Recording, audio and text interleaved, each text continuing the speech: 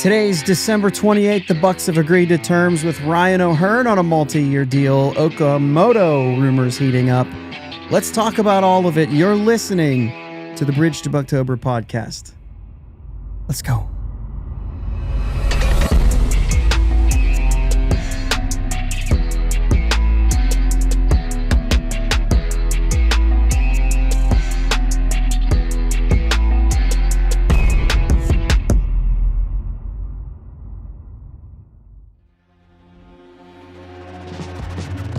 Yes, guys. Thank you for listening to the Bridge to Buctober podcast, where we talk all about them Pittsburgh Pirates and that. My name is Josh, and Jake is in the chat tonight. Still traveling in the chat, so you'll have to communicate with him live in the chat here, and I'll try to share anything he's got. I know he's busy too, so we'll see how that goes. But anyway, Pirates. We do these weekly shows. It seems like every week there's something new right now. Gotta love that. It's not normal for us. Hope you guys had a good Christmas, holiday, enjoying visiting with family and everything. We got an opportunity to do that today. Jake is back in town, and so we got an opportunity to hang out this morning and most of the day today. It was a very fun time. We had our cinnamon rolls. If you're watching on the YouTube and you saw the chats, yes, we had our cinnamon rolls. I had cinnamon rolls on Christmas Day, late, but I had them. We had some sickness rolling through our house this week, and so we had them. Just a little delayed, maybe not quite in the morning, but absolutely. Yeah. So Jake says in the chat, he got new travel mics for Christmas to hopefully make these travel pods a little easier.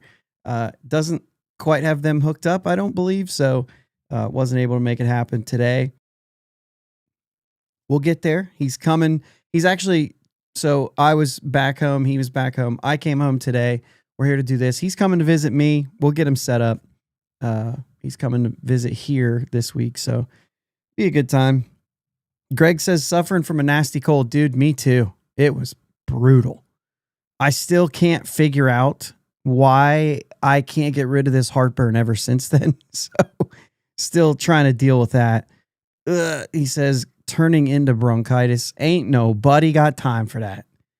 See, and I don't have that sound clip. You think you're always prepared for everything, but I don't have that sound clip. Yeah, Jim, solo show here tonight, unless it gets brutal, and then I'll call you up, and then, we'll just chat with you for a minute too. I told Jake the same thing. We'll just make a phone call and go there. So, dude, so much to talk about though. Obviously, Okamoto's a done deal, according to last night's Twitter feed. No, I'm kidding. But there's Okamoto rumors still going around, and we know that they've been involved basically all along the way. It seemed like things were heating up, but not knowing anything about where that's really going. Dude, listen, there are guys with sources anywhere. If you just ask them, they'll tell you. Let's hang on to that. We are going to talk about it, though. Let's hang on to that for a minute. But this is a good idea. Martin says, have a special podcast while Jake is there. We're going to probably have a ton of people over.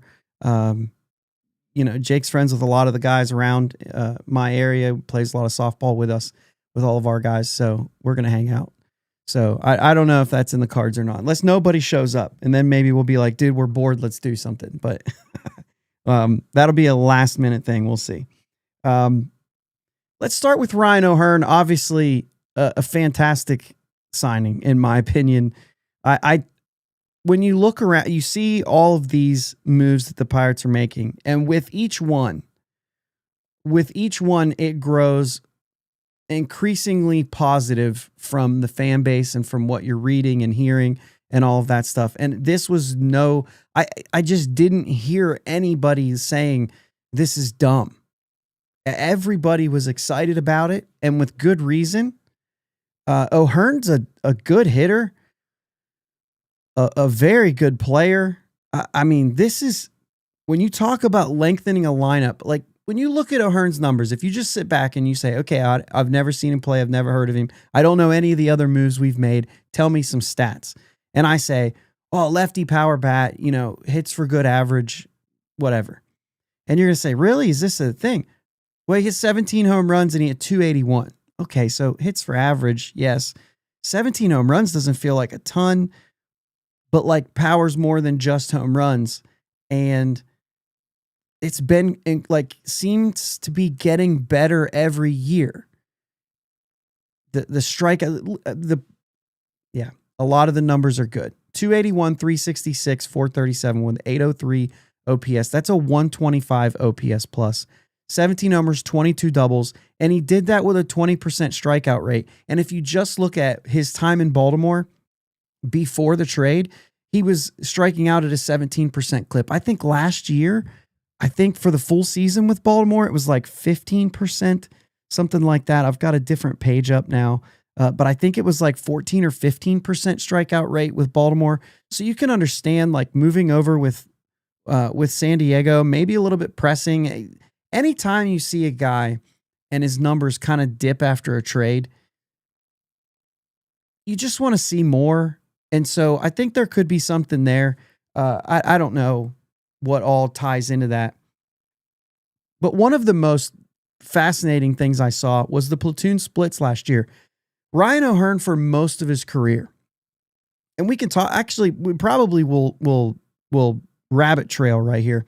Most of his career has been used as a platoon player. And when you look down like through his seasons, the at-bats in the games, 170, and then had a rough year hitting 195 in 105 games at 25 years old in Kansas City. And then it was like 42 games, 84 games, 67 games. And then it starts to get better each year, right? All those numbers start to grow, but still nothing. And then he goes to Baltimore after a DFA and everything clicks. He plays in 112 games, but still just 368 plate appearances as he gradually got more playing time. 122 OPS plus and still an 801 OPS overall, 289 average. And then the next year, 142 plate appearances and 14 homers, 15 homers the next year, 17 this year, but it was 13 with Baltimore. But then all of a sudden in that 2024 season, it's 494 plate appearances. You start to see, let's use a little bit less of the platoon advantage here with this guy. We feel like he can hit. Went to a 264, but his on base actually went from 322 to 334. It got better. And the slug, because there were more plate appearances, the numbers were very close. The slug kind of went down a little bit. Still a 119 OPS plus, better than a lot of Pirates were in 2024, I'm sure. And then as he crosses over 30, he plays against both. In the platoon splits here from last year, 281, 368 against righties, 278, 358 against lefties. Like, you're not that concerned about something like that. Like, this isn't a platoon bat anymore. He's figured some things out. And sometimes for players like this, and you're on a 2-year deal, you got him for age 32 and 33 seasons, that is still like the back end of a player's prime for the most part. And so when you start to get into that and he understands the zone, he understands what he's doing against lefties, like, guys, there's a lot to like here. This is good stuff. As next thing I was going to pull up here, 2025 runners in scoring position. Thanks, Bucko Mike.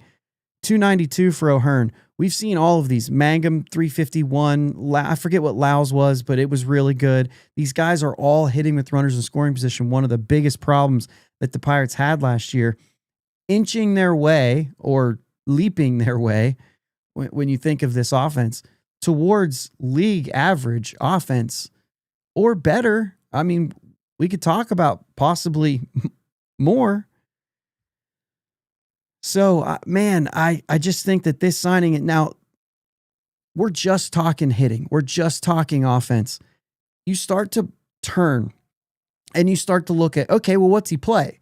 Mostly first. but we have a first baseman and a lefty first baseman, okay? But he also DHs quite a bit, and he's played some outfield. Not like Spencer Horwitz has played some second. He's played some outfield. We had talked about the Lau signing on here and how I had Lau at DH, and I thought it was best fit for Lau to be DH. And I even said, but if you sign a guy like O'Hearn, that moves him to second. I'm not afraid of Lau's athleticism at second base. It's a lot like what Nick Gonzalez is, right? He gets to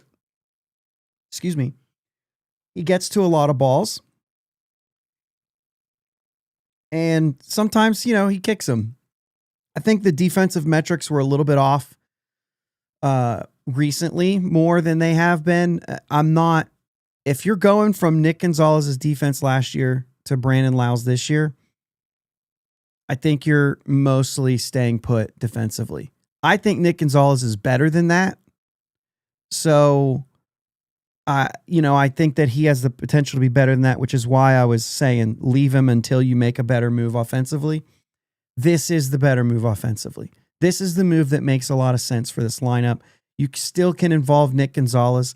If Horwitz proves to be a platoon hitter, which I will say this too, you can look at Horwitz's numbers last year and you can say he is a platoon hitter. First half, 130 against lefties. Second half, 250. So we saw a lot of things with Horwitz that got better in the second half of the season. I'm not doing that yet. Now the rabbit hole on platoons. Platoons, I think, are a good thing. They're a smart thing. The problem with that is it's not a down the road or down the line kind of thing. They're not always perfect. There are guys who either you have a big time better option already on your team and you need to get that guy in, and so you face him against lefties, and then you have a platoon that is like, hey, this is making our team better. But in a case like O'Hearn, and in a case possibly like where I was going to go with Spencer Horwitz, if you just say, all right, we're going straight platoon with Horwitz, it's too early. O'Hearn wasted how many seasons of his career not hitting against right-handed pitching? That's not what he could have figured this thing out a lot earlier if he just would have had the opportunity. I'm thinking the same thing for Horwitz. You can't just go straight hard down that path. What you can do is if you're down the line, if you're late in the season and you're pushing a playoff appearance and he's not getting it done, absolutely flip the switch. If you think you can be better down the stretch, absolutely. But you have to give him that shot to see if it's there. I'm not a full platoon guy for Horwitz yet. However, I also know that, and I don't have it in front of me here, but in the second half, Horwitz against lefties, Horwitz walk rate skyrocketed. And so definitely something where even with a 250 average and not a lot of slug against lefties, I think he had a home run against the lefty. There was still a lot that he was getting, that he was starting to understand. First half, he's chasing everything. The book on him is he'll chase. And then he got comfortable a little bit and stopped chasing and started walking more. So I think that there's still something there. I think there's a lot to love there. But if you wanted, O'Hearn can play first base against lefties if he's not getting it done. Gives you an opportunity to put Lau at DH, rest his legs a little bit, go with a Gonzalez or a Triolo at second base, depending on what else is going on in the infield. So once you start looking at those types of scenarios and you start realizing that you're mentioning like players that you thought were going to be starters coming in those situations, and you start to realize that these moves are more than like, how many wins does Ryan O'Hearn add? Sure, that's one thing. Brandon Lau add. That's one thing. But when you start saying, oh, but the fact that you now have these two guys in the lineup, does that not make Reynolds better? Does Reynolds finally have protection here? Is Oneil Cruz able to be kind of overlooked at this point, where right now everybody pitches to him like he's the absolute in the lineup and he's getting everybody's best. And so now you start to look and say, we're not only lengthening this lineup, but you're giving these other guys a better chance to be better in this moment. And I think that goes a long way. It's not just the impact and the win probability added or whatever you want to say of Brandon Lau, but the fact that Lau and O'Hearn are now in this lineup, and you start to realize that some of these guys like Horwitz or Cruz doesn't have to be at the leadoff if they don't want him there. And there's a bunch of guys here that you're able to not put in the 3-4 hole and maybe put in the 5-6-7 hole. And all of a sudden everybody's a little bit better. That's typically how this kind of stuff, works. I'd be interested. Jake and I did a kind of a where we are right now after the Lau signing and how we'd set a lineup. And I think this drastically changes it. Lineup wise, it's really going to make a difference because you've added another like plus bat to this lineup. Possibly the best hitter this team. If you look at a 125 OPS plus, I think that's better than anybody was last year, including Lau, right? I think Lau was just a little bit below Horwitz. Now, obviously the home runs and all those things. So, I'm there, but I just think this really, you still need a righty. We're going to talk about Okamoto and whether or not that's a thing. Let me look at some of the chat here. Martin, like the O'Hearn signing, but wish they had signed Blade. That's interesting. O'Hearn, much more of a sure thing than Blade. Jake said original reaction wasn't great because the homers, but looking deeper, it makes the team better. Jake was a little bit like, man, I just don't see it. I don't see the power. That's that kind of a reaction to that. And I understand that. But yeah, that's Miles saying each signing, it gets better and better. And more messy. Dude, I got to tell you, I just don't think. I think they're just protected. Messy to me, and this is just contradicting what you're saying, just to do it, just to argue, right? That's what we do, I guess. But messy would be, yeah, but if Gonzalez goes down, like, what are we going to do? I don't know. If we have an injury here, if we have an injury there, like if you have a couple guys injured, you still got a pretty decent lineup. It's not going to be what this is, depending on who gets injured too, but still, that's a big thing. Jim says, what are your thoughts on moving Reynolds back to left field, playing O'Hearn in right field, and still going and getting another DH? I guess it depends on what they do at third base, right? If they can land Okamoto, which to me has to be priority number one right now. If they can land Okamoto, I don't know that I would do that. I do like right now. I do like the fact that left field is as of right now, right? Anybody can show up and change anything. As of right now, with Mangum kind of slotted in at left field, I like having that contact first type player in the lineup. You can put him at the top. You can put him at the very bottom. Or like I mentioned, I think on last week's, it would have been last week's show. He's also a guy, 351 with runners in scoring position. If you hit him right behind the meat of that order, the slug guys, he's going to have opportunity to actually drive in runs that way. So I do like having a contact guy there, and doing that really kind of says, hey, Password, if you're blowing it up in AAA, and let's not leave it just to him. I like to touch all things. Hey, Esmeralyn Valdez, if you want to earn your spot here, there is a spot. If Mangum's not, even if he's getting it done and he's doing something, but you have a guy who can slug and who can be an impact bat, I still would go to that, right? And I still would like to see an upgrade there.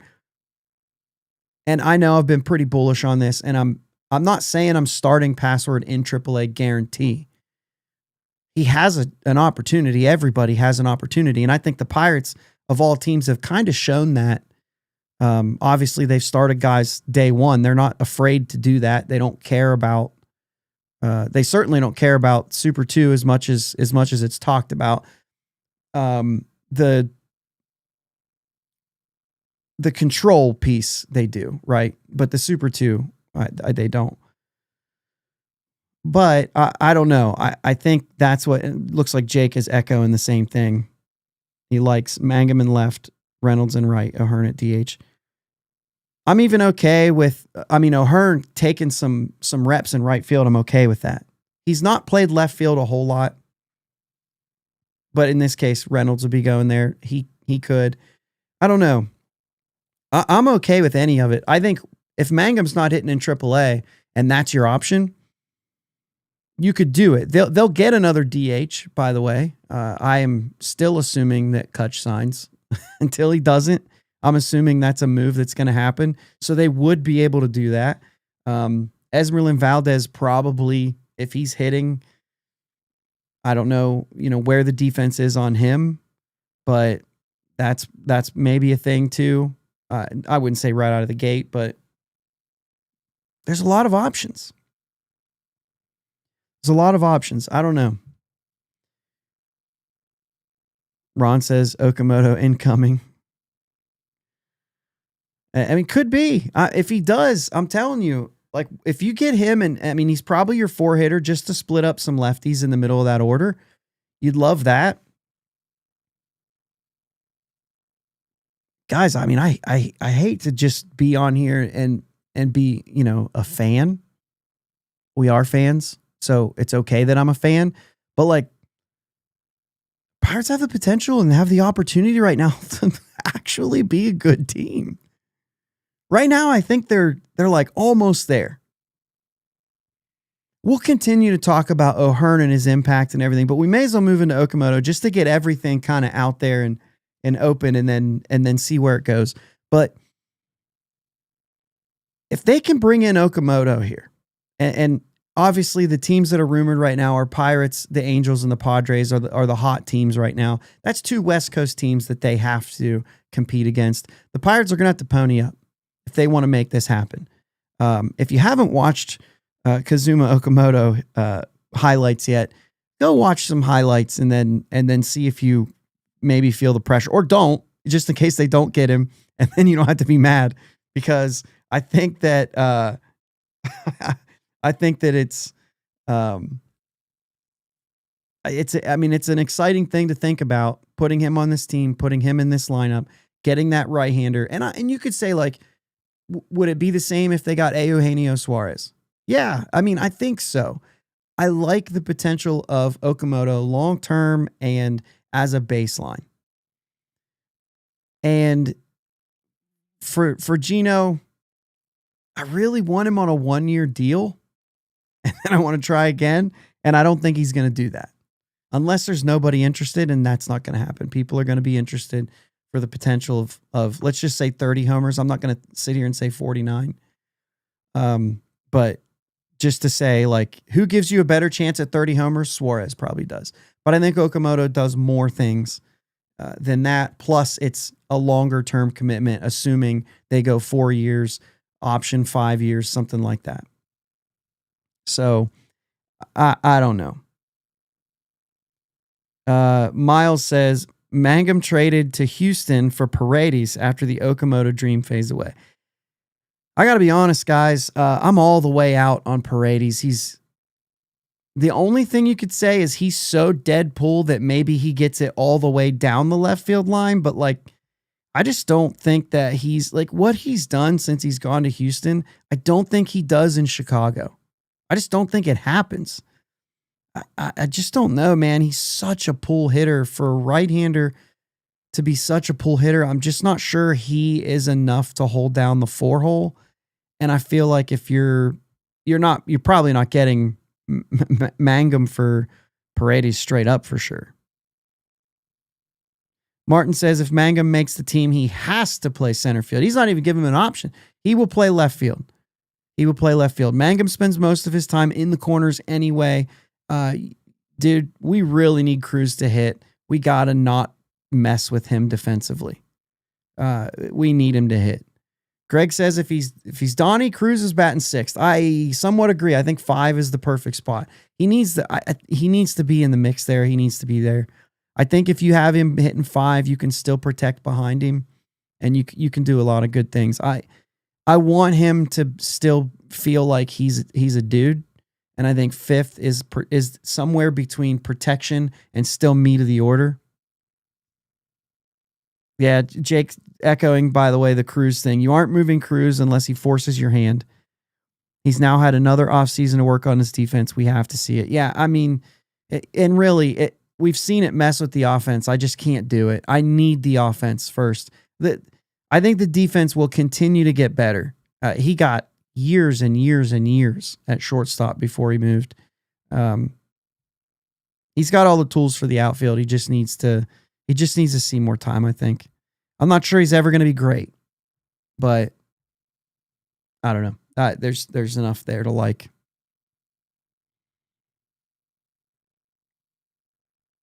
All these guys wanted to see more of and now believe in. Now they're fighting for a home. This is what Miles is saying as far as Messi. So like, some of these guys that you do want to see more. I get that. So here's the thing. And now we're going to assume something here because the Pirates have made us, because they've said this. They've spoken that now's the time to win. When you're a rebuilding team, you have to go through a process and say, I have to know. I think Nick Gonzalez really was robbed of this. And we've seen this from a couple other guys at different times. But with Nick Gonzalez's injuries, we just didn't get to see everything we wanted to see. And now we're here when the team says it's time to win. Gonzalez, I really wanted to see a full season from Nick Gonzalez because I still think it's there. I still think he's a ball player. And the fact that he got injured, by the way, availability is the best ability. So I do believe that injuries are not just this happened to this player, but also it is what it is. Like you can't ignore it. And specifically when a guy has not played a full season yet. And so I think when you take a look at a guy like, and I don't know why I'm picking on Nick Gonzalez, because you are saying the non-26, and I think Gonzalez should be on the 26, but you also can bring up Nick York if he's kind of in the background. I mean, I would assume if they get a third baseman, Nick York's probably on the outside looking in, trying to force his way onto the roster. I think Triolo and Gonzalez will be there. So there's certainly that. Billy Cook is a guy who, because he's on the older side, never really got the chance. And I think they kind of missed that. I just don't think it's going to be in the cards. When you're rebuilding and you're doing some of these things, you have to know if they're going to be a part of the next step. If you don't find that out by time to go, now, Pirates haven't shown us on the field with wins and losses that they're ready to go, but they've said it with their words. And so if that's their intention to win, then this is not the time to say, like, I really need to see this guy, as much as it is. If you can upgrade it. This is why I was saying I wouldn't upgrade second base or I wouldn't write Gonzalez off of second base until you've made the necessary upgrades. I wish third base happened first, but it doesn't matter if third base still happens, then it doesn't matter what order it went in. So the same thing with the outfield situation. You know what I mean? It just doesn't matter what order it's in if you actually do it. So that's the thing, is like, if it's time to win, then upgrade the positions you need to upgrade, right? I think I saw like B WAR at second base last year for the Pirates was an even 0, right? So if that's the case, then as soon as you get Lau there, and you get Lau there not because you left a hole, like if you leave DH empty and you don't upgrade that, and you upgrade the 0 for the potential of a negative somewhere else, I don't like it, right?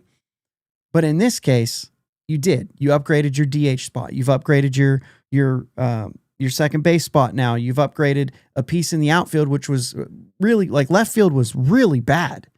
And so you've upgraded that even a little bit, with potential for it to be more if you sign some different guys and you end up with, like what Jim said, where you have Reynolds in left, O'Hearn in right, and you do have another DH, or Kutch is out hitting Mangum and Kutch ends up being the DH, and you move some guys around midseason, or or password or whatever, somebody goes in and does something. They have options now to improve these positions. Or Kutch plays outfield. I mean, we shouldn't write that off.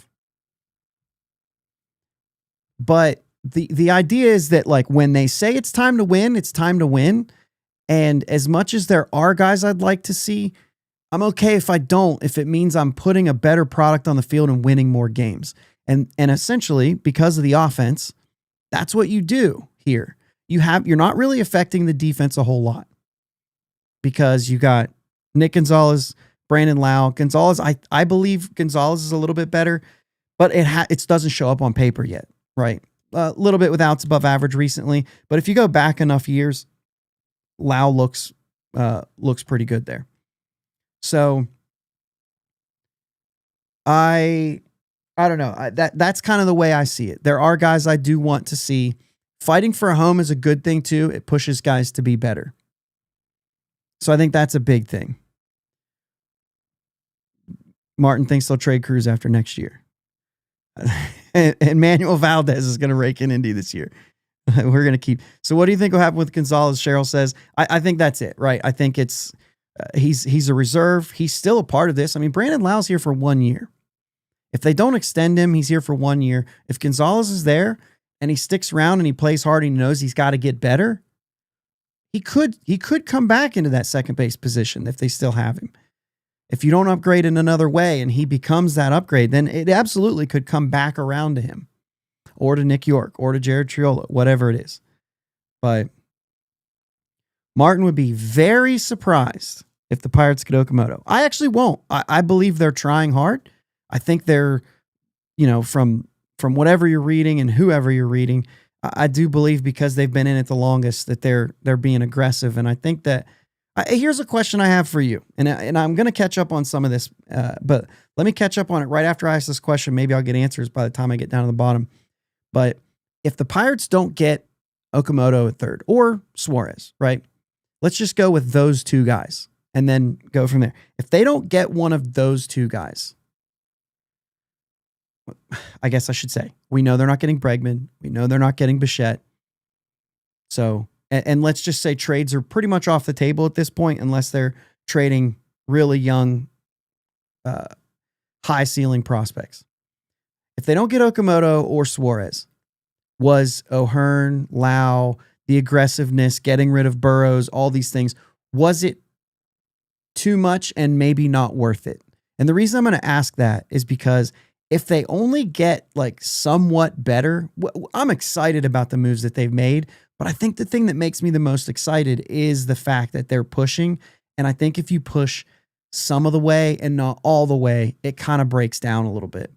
You're really going to need those internal improvements, like we've been saying for the last couple of years. But like, these are the kinds of ads they should have been making. And had they made them 2 years ago, had they made one of these moves 2 years ago, and then another one last offseason, and then another one this offseason, sure, we'd be doing that. We'd be piecing that. We'd be pushing, gradually getting better.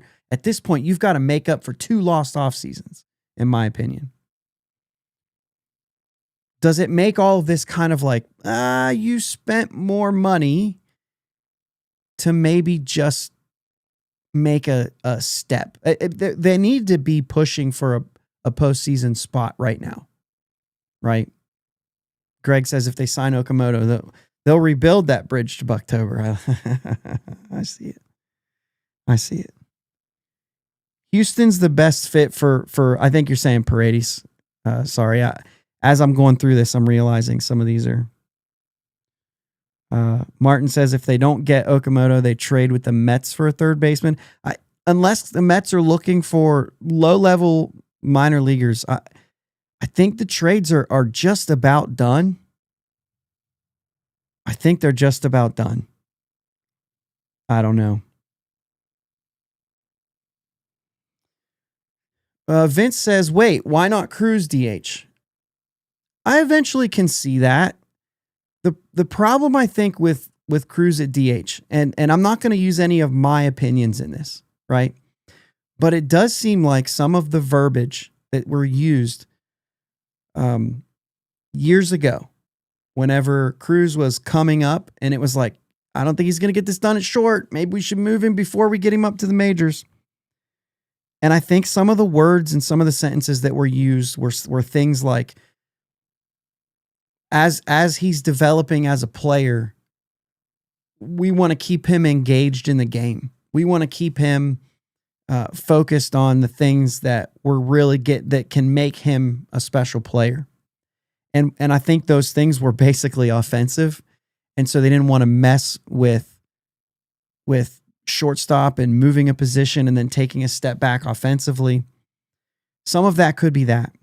Other of it could be like some guys need to feel like they're in the game, and DH is difficult. I mean, you've heard Kutch talk about how much of an adjustment it was and how he has to go like down and run sprints and all these, whatever all that was. I remember him talking about that not too long ago. But essentially, what you're talking about with a guy who maybe is one of those guys who needs to feel engaged in the game, which is why he stayed in the infield as much as possible, because when he goes to the outfield, sometimes you feel like you're not part. I know that, I mean, like even as simple as something like in slow pitch softball, you might hit 11 and have an extra hitter, and you just feel like you're not in the game, and then all of a sudden you got to go up and hit. They're underhanding you the ball. It's way easier than baseball by a mile and a half. But the point is like sometimes it's a little tough to get going. So like just from that little bit of experience, I mean, I could tell you baseball, but like I'm not at these guys' level anyway. So it's not like it would matter. I'd have a hard time hitting no matter what I'm doing. So I'm just saying, like, some guys hate it. They hate it. I know guys who don't ever want to catch in softball because they're like, I can't. I feel like I'm not even in the game. So there's guys like that, and they can't DH. And if that's the reason why they didn't want to put him in the outfield, then I'm not sure DH is really going to be a great fit for Cruz. Now, I could be wrong about all of that, and he might be a great DH. And so I just said that because that's why not, but I don't know if that's the real reason. So Jim says, I don't need to see anyone. Jim also says, do we need to see more of Nick Gonzalez? I mean, we don't need to anymore. I still think he's a good ball player. I still think he's good. I think that he will be an average fielder and could be an above average hitter. I still don't think that there's a ton of power there, but I think he's a good ball player. And when you're talking about second base, if you've put your better players around, I think he's a really good supporting player. I think he's a major leaguer, put it that way. But when you're talking about when you're talking about him versus Brandon Lau being in the lineup, like it's not even close, because Brandon Lau's a guy who's a difference maker, 30 home run guy potential. So, that's a different story for me. If you've got stars other places, I really like Nick Gonzalez. I like guys who play hard. I like guys who have the tools and look like ball players. He certainly passes the eye test when it comes to that kind of stuff. But he also has to stay healthy. Ron says if they don't get Okamoto or Suarez for third, then they're better off rolling with Triolo over Moncado. Oh yeah, because we've seen Yohan Moncado has been in the rumor mill a little bit too. The Pirates, we've said this before, the Pirates are checking every single place, right? They've been rumored with Suarez. They've been rumored obviously with Okamoto. They've been hot on that. We've seen some different ones. Yohan Moncada's the latest. There was another one too that was like they're always checking in on this player too. And they've been checking on all fronts for a lot of different players. They're making an honest effort to make this team better and to look at all options. If they miss out on Okamoto, they miss out on Suarez, they're still going to consider a situation like Moncado or someone else. I've heard Rengifo, if I said that right. I've heard him tossed around because of the fact that like he could be a good third baseman, a switch hitter, I believe, and has the ability to do some things well. But to go back to what Ron's saying, yeah, I mean, I definitely can see Triolo over Moncado too. I mean, Triolo's defense carries a long way. The only problem is I don't know how good the offense is without adding that third baseman, but I also don't know how much further. Like Suarez is not a very good third baseman by standards of what we're looking at, right? When we've seen Hayes and we've seen Triolo play third, Suarez is not going to look like a good third baseman. The bat will make up for that. I don't think Moncado's bat is enough to make up for that. That's the thing. Triolo can be special at third like Hayes can. So if Connor Griffin's there and he starts to hit, you kind of eliminate that. You can go with defense first at third base, because now you've got offense at every infield position, which is wild to even think about, guys. It's wild. But yeah, I think you're probably right about that. I think I would rather see Triolo go to third instead of Moncado. I think you have just as much chance of Moncado like crashing that you do Triolo being fine. I don't know if it'll be average, but fine, right? If you can get an 85 to a 90 OPS plus out of Triolo at third base with that defense, I'd take it every day. And we said that about Hayes too. So if you can get him there and you have a lineup around him, which right now they're building that, yeah, I'm with you. And I don't think that Moncado crosses any line to make the offense that much better anyway. So the biggest question, Greg says, the biggest question is what they do if they miss out. What do they do if they miss out on Okamoto? First off is Suarez. Josh mentions that they still need Suarez. I think they're going to push for one of these two. And I think they would prefer Okamoto. And I think anybody would. I think Suarez is probably waiting for wherever Okamoto goes for him to make a call. I did see a tweet at one point that said, Angels or Pirates, come on. What do you think is the choice? He didn't actually say what the choice was. But when I read it first, I was like, yeah, seriously. He's probably going to go to Pittsburgh. I know it's the West Coast, but when you say Angels and Pirates, like I honestly believe right now the Pirates are in a much better situation than the Angels are. I know you have Mike Trout, but he's not healthy all the time either. You haven't figured out your Rendon situation. The pitching staff's nowhere close to this pitching staff, and they've just made a bunch of additions to this offense, which has momentum. Momentum's a real thing. Angels, man, I can just never figure out what they're doing. Never figure it out what they're doing. So yeah, I think the Pirates are a much better situation. Jim says Angels are a mess. That's what I keep saying. Like, they're a mess. But they're on the West Coast. Ohtani played there. There's probably some sort of appeal there in that sense. But I think if money's equal, man, I don't know. I absolutely could see Okamoto choosing Pittsburgh.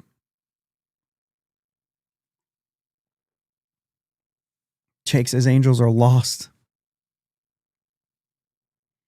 Andrew Heaney did retire. Bucko Mike saying it. Andrew Heaney retired today. Had a nice post. You know, we had our thoughts on Andrew Heaney at the end of the year last year and all that stuff, but all in all, good major league career. 12 years. Kudos to you, man. That's awesome. Martin, I think the Pirates have earned the last right of refusal. I'm sorry. I might have gone out of turn there.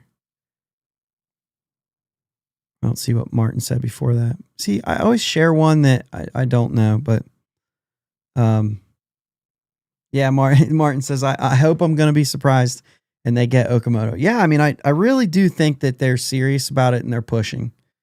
And they're pushing hard. I think that if you make all these other moves, I think you almost have to. Miles says he thinks Okamoto's already signed with the Pirates if Boris wasn't agency. I've been critical of Boris and the agency for quite a while when it comes to Pirates and all that stuff. I also heard some things said at the winter meetings that were a little bit surprising from Scott Boras. Dude, when you start offering a guy, and this is going back to the Kyle Schwarber thing, and we talked about this. Even if the Pirates assumed they would never get Schwarber, they made a legit offer that was the highest AAV by barely. even if they knew that the Phillies always had the last word. And I said this before, like it looks like the Pirates didn't set the bar, the Orioles did. The Phillies were always going to be the last one to talk. So when anybody says like, well, the Phillies had their offer and nobody got to it, that's not true. I believe wholeheartedly that the Phillies were the last team to get to that point. I think that they probably, I have no idea. I think they offered a certain contract, and I think that Schwarber said, let me go see what the market says I'm worth, and then I'll call you. And I think that's how the whole thing played out. They got their offer from Cincinnati, from Pittsburgh, and then Baltimore came in with their offer. There's no surprise that it was the exact contract that that Baltimore offered, because Philly then just said, what's your best offer? We'll match it. Okay, cool. They didn't have to beat it. They just had to match it. Greg, I used to talk with Josh about Moncada. I don't want you on here at all. And there was a time where like you could have talked me into it, where like there was a time in the last few years where I was like, okay, yeah, I mean, I'd take a flyer on that for this or that reason or whatever.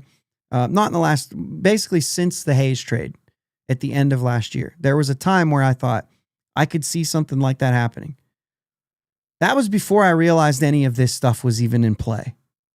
Now, like you said, I'm all there. But once you start adding all these pieces and you see that a team is actually willing to do it, and you see one of the biggest things that I've been critical of is, can Ben actually cross the finish line on a certain deal? He did with Brandon Lau. He did with Ryan O'Hearn. Like those are two major things that happened where he crossed the finish line on. It needs to be one more. And I think that's kind of the thing.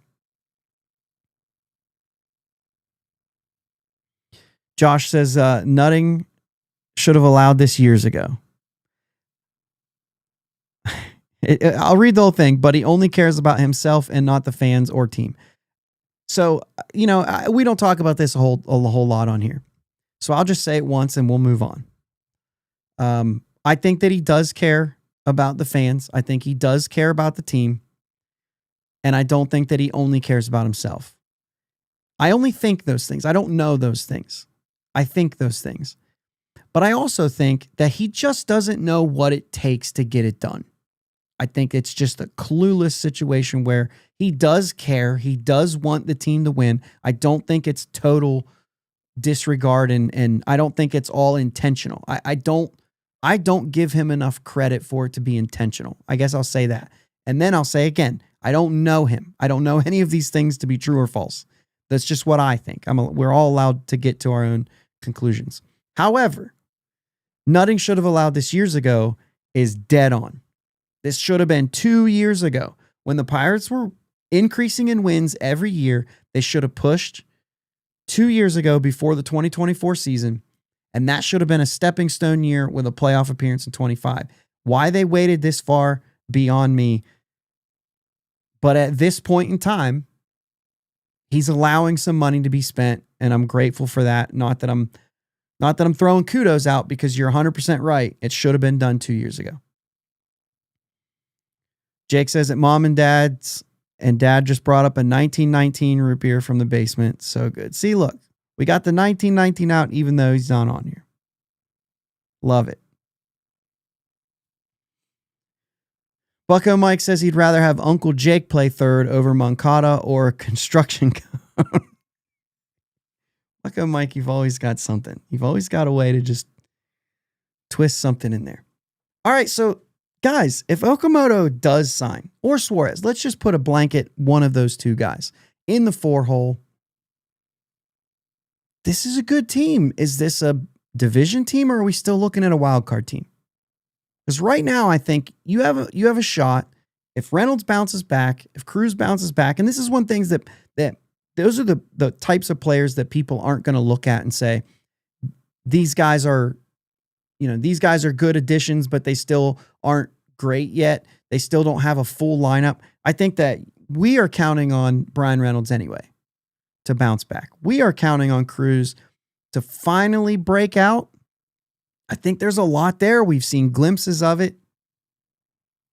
So I think that if Cruz can can tap into some of that thing. If Cruz can even get, I mean, this guy, 30 home runs, I don't think is too much to ask for. We've talked about the potential of 40 on here. I'm going to stick to 30. You have potential for 30 home runs from third base in those situations, from second base, from Cruz and center field. And I would probably say, and you have potential for Reynolds with protection and everything. And if he gets his time in DH and they really use that DH for days off for Reynolds, let O'Hearn play some right field, let those guys rotate, maybe a little bit of Gonzalez at second base and allow a DH with O'Hearn at first and give Horwitz some time off and things like that. Like, they have the ability to move this lineup around and rest guys when maybe they're struggling. Let's talk about that. Like, don't rest them when they're hot, like Shelton used to do all the time, but rest them when they're maybe struggling. Give them a couple games off. Do something like that. Like, this lineup has the ability to rotate around like that and still be as good as they are. Again, I don't think it's not like there's guarantees in here. But they've got a couple all-stars in here now. And certainly Reynolds, THH here says, I think Reynolds and Cruz will be better with protection in the order. 100%. Greg says, if they get a legit bat at third base, they will win this division. So, like, this is what we're saying. Yeah. Okay. So another starter's on my notes too, and we can get there. I'm sticking with the lineup a little bit right now, but you're right. I'm still on Quintana. I think they really need to push. I like the lefty. He's been here before. He had a $15 million option that was turned down, and they bought him out for $2 million. They bought him out for $2 million, right? His last contract with Pittsburgh was for $2 million. He's already making that this year. You could throw $6 to $8 million. I think Fangraphs projected him at $7 million. You could throw out $6 to $8 million if it doesn't get him soon. Dude, I'd be willing to go up to 10. And I know I would be, because it's not my money that they're spending. So, like, I'd be willing to go up to 10 to get 120 innings from him. I think it's that valuable. And to get it from a lefty like that, this is a good one. Like, Zach Eflin just got $10 million. And when you look at the two guys, like, Quintana's 37, Eflin's, I think, going into his age 32 season. Eflin just had a 5-something ERA, but he did it with the team who re-signed him in Baltimore. And I think they know what they got in him. Once again, teams don't always just look at ERA. They're looking at stuff plus. They're looking at all the other things on top of that. They'd rather look at a guy who has the ability to get it done than a guy who's got it done. And I think that's the most, the best way that I can put it with my knowledge is they're looking for a guy who can get it done, not a guy who just got it done. So, yeah, almost 6, Mike says. It was like a 593 or something like that. But if you look at the years before that, like, they're sub 4, and I think the year before that it was a 404. So, like, he's a good pitcher. I think a 428 career ERA for Zach Eflin, I believe. This is a guy who, like, at age 32, it's not like he just fell off the table and he's not ever going to be good again. So $10 million for him, I think, is a fair price for a bounce back season on a 1-year deal. And I saw that, I didn't read through them, but I saw there's a bunch of weird incentives that can get him an option. It could be up to as much as like $30 million for the year after that, because that's the kind of thing that a guy like him could bounce back and be, I guess. But either way, if you go after a guy like Quintana, who is in those years where you're saying, like, okay, I mean, like, you made $13 million last year. You've had a couple of years. I think actually it was another small year, like a $2 million year with an option of 15 or something weird like that. And they turned it down. So all in all, they only paid $4 million for him. But for them to go out and to throw $8 million and say, like, we need 120 innings. I'll pay $8 million for it. We loved you the last time. I know that there's been a time when Quintana has declined their offer, but if this team offered $2 million 1 year and then we're close to that the second time,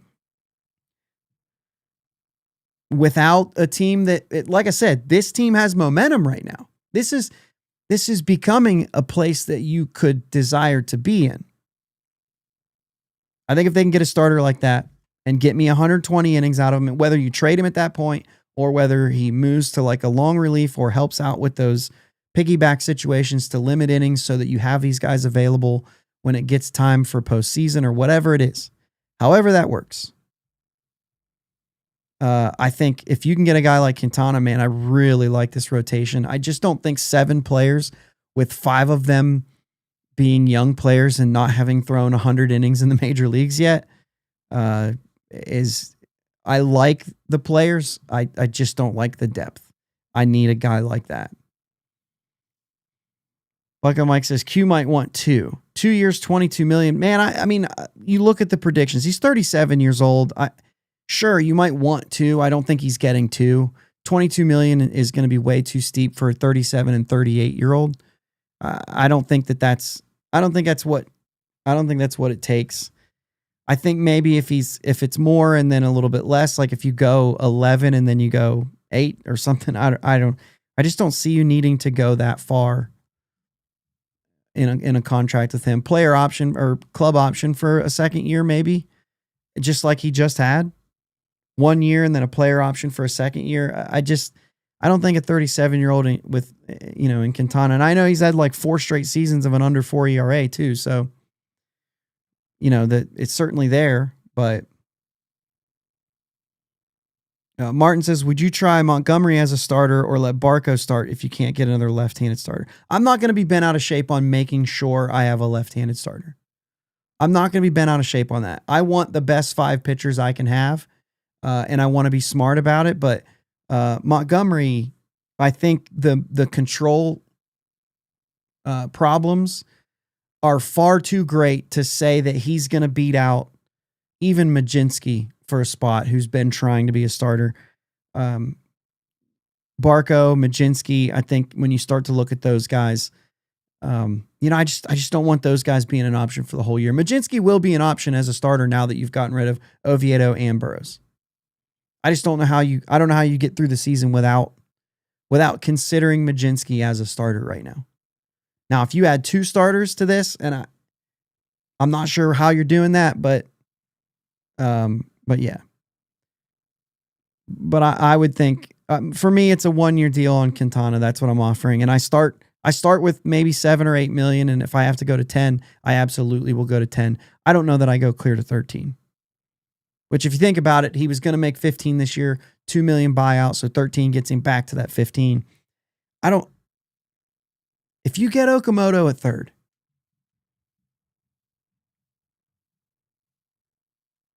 I'm not writing the checks, but I wouldn't want to miss out on a pitcher.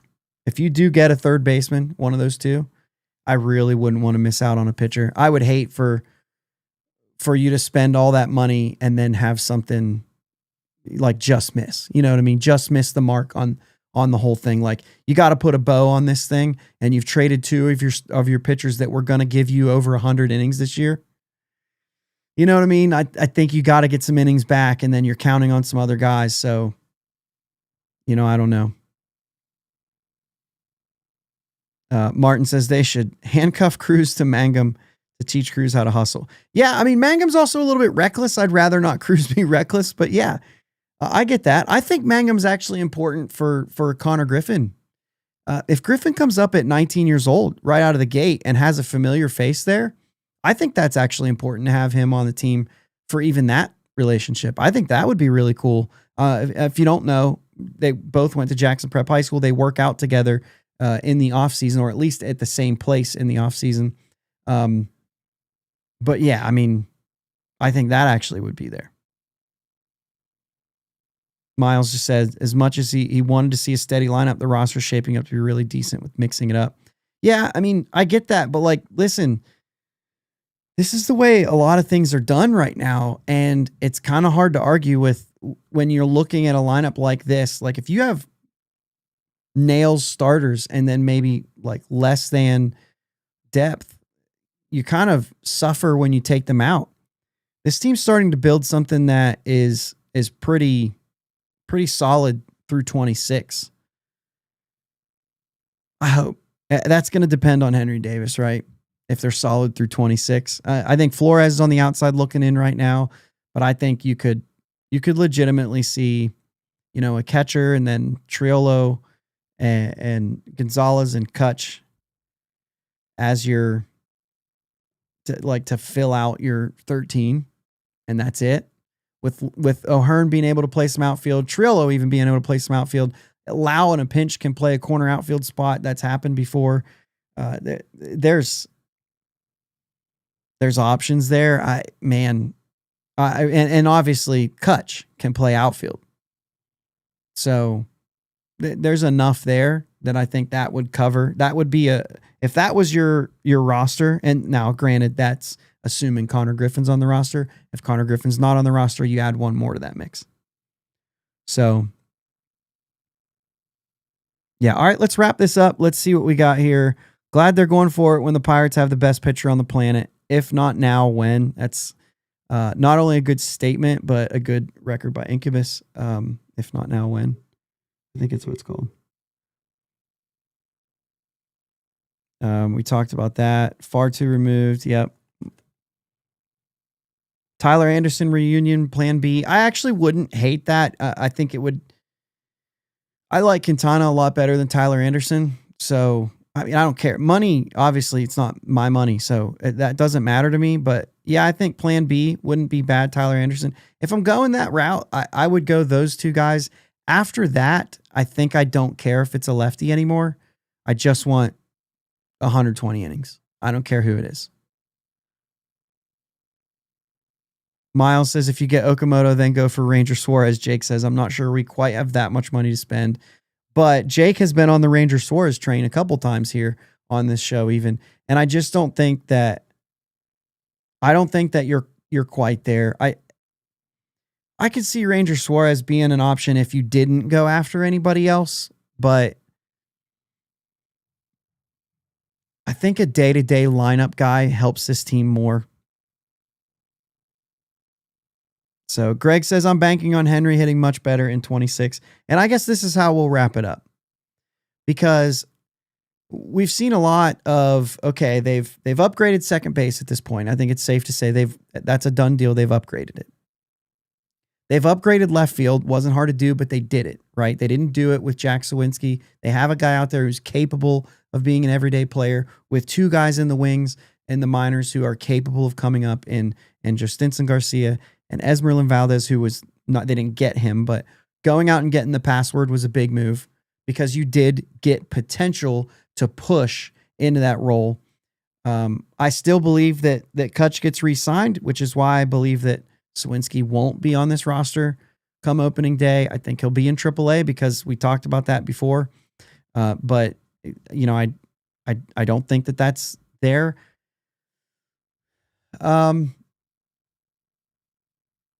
Yeah,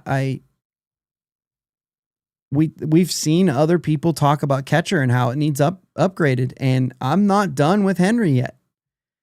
And I think that if you get like legitimately whatever happens at shortstop, we're going to let that play out, obviously, right? We're going to let that play out. You don't rush Connor Griffin here because it's time to win, but I think that's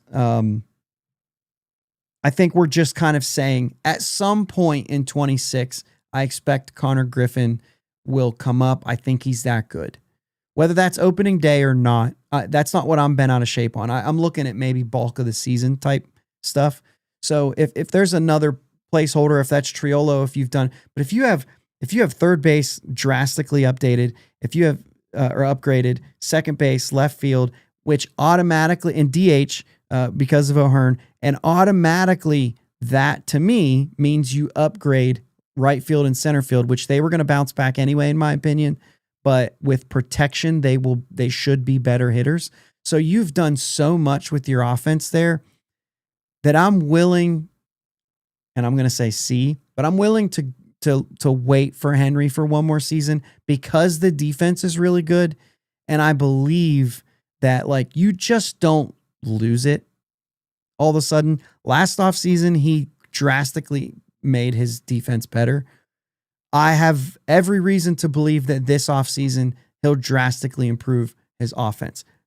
Can't be too hard. He could be like a somewhat good hitter. If he could be again, 90 OPS plus, but have some pop and knock what did we have, even in the years of like that year McHenry at 12 home runs. Like, you know what I mean? If he can hit 12 to 15 home runs in important parts of games with that defense and do well. And same thing with Bart. And Bart did a lot of things, did some things well last year offensively with the on base and whatnot. If he could come back into some of that power, then you have a workable catching position right now that eventually does need upgraded, whether that's Flores, I don't know. Offensively, you might believe over Bart eventually. Whether that's Endy, geez, not holding my breath for that even in the slightest, or anyone else. I think right now, with all the other moves that you've made, I think Henry is, and Bart, like I said, catcher 1, catcher 2, they're going to split maybe, 3 and 2 starters, something like that. So it's going to move. But I think that, you could do a lot worse with that. And I'm fine with it. I'm fine with Henry. I want to see it happen again. I want to see if he can make it actually happen in the offseason. And I don't like any of the options out there. I think Real Muto's too expensive for what you'll get. This team looks like it has a chance to be good. Obviously, everything comes down to execution. They haven't been able to execute in the offseason at all. You've had to require absolute execution on the field. They're executing in the offseason right now. It makes it a little bit easier to say, like, yes, if they execute, they're good. Where I think maybe last year, obviously they didn't execute on the field. They didn't. They were bad. Had they executed, they're still not a playoff team. I think with everybody's baseline potential, I think we had a lot of down years. Let's just say not even ceiling years. But if everybody just performed and executed for the most part, I still don't think that team gets to the playoffs. This team does. This team gets a wild card or better if they execute. If they don't just stink. They've executed. They've done well this offseason so far. This offseason's not over. They have to get a third baseman. I believe that. They have to. Or I guess, I don't know. We just talked about that if Triolo, here's how they can be bailed out by not getting, if Triolo's your third baseman, the only way you get bailed out by not getting a third baseman is if Connor Griffin is early to the league. If Connor Griffin either breaks out of camp or he's there April 15th or something. You know what I'm saying? Like, that's the bailout. Or Password lights it up in left field or whatever. That's your bailout for this. Oh, career year from Ryan O'Hearn. Like, Ryan O'Hearn, 17 home runs is his career best. And it was last year. Now he's hit 14 twice. He's hit 12, 15, and then some years where, there wasn't a bulk of games. But if he hits 25 home runs because he finds it, he does use all fields. If you look at the home runs, like, he goes to center field quite often. I think there was at least 3 or 4 home runs that may not have been a home run at PNC Park because of the notch. So he can move all fields. But also, if he hits that in Cincinnati, it's gone. If he hits that in Chicago, it's gone. You know what I'm saying? Like, it's just at PNC. Like, he could hit 25 home runs. You could get 25 from Cruz, Reynolds, O'Hearn. You could get 25 from Lau. You can get 25 from the third base position, whoever they get there. If you get 25 home runs from that many players, first off, it's been a long time since the Pirates have been able to do anything like that. Then the home runs are going to be drastically different than last year when you had one guy hit 20 and everybody else less. It's shaping up good. They've done a good job. Nutting is allowing the money to be spent. The best possible thing that can happen at this point is that with this money spent, this team wins. If they don't, Oh my gosh, I hate what that means for this fan base. Because he's going to say, we spent, how's come we didn't win? You know what I mean? So it's going to be like the pressure's going to be on, and they're going to need to execute and do well. And we haven't had that kind of pressure in a long time, and it feels good to be able to actually say that and not feel like everybody's going to put "you're such an idiot" in the comments. Greg says 20 plus from Horwitz. Listen, I didn't bring it up, but like, I wouldn't be surprised. With this, with the lineup and with protection and with the ability, to be honest with you, like, if Henry Davis figures it out, he has power too. Could he get could he get up to almost 20 or more? Yeah, he could. But I would be surprised if it was Davis. Specifically from a catcher who is going to split time with another catcher. So I don't know, man. Miles, we'll wrap it up with this one. He says a mix of that low amount of home runs from the roster with the on-base improvements will be incredible. It's a fun year to be a Pirates fan. I sure hope so. It's always fun for me to watch baseball and follow the Pirates. But when they're winning, man, it makes it all that much sweeter. And this team has the potential to win right now. But you can't settle with what you have right now, right? You just can't. Thanks again for everybody listening. And the chat was incredible tonight. Thank you. Anytime you're doing a solo show, it's always helpful to have everybody in the chat and active. And I really appreciate you guys. This is the last one, obviously, for 2025. Thank you so much for watching this show all year long. The live streams have gotten better and better and better all year long. I love it. I love you guys in the chat. It makes this thing a lot of fun to do on Sunday nights. So Happy New Year to everybody. Maybe next week we get on here and we've got somebody else signed. I don't know. It'd be fantastic. Thanks again, guys. Have a great have a great New Year, and let's go Bucks. Thanks for listening to my dad and Uncle Jake on the Bridge to Buctober podcast. Follow them on Twitter, Facebook, and Instagram at Bridge2Buctober. Don't forget to subscribe so you know when new episodes are released. Clear the deck, cannonball coming, and let's go Bucks!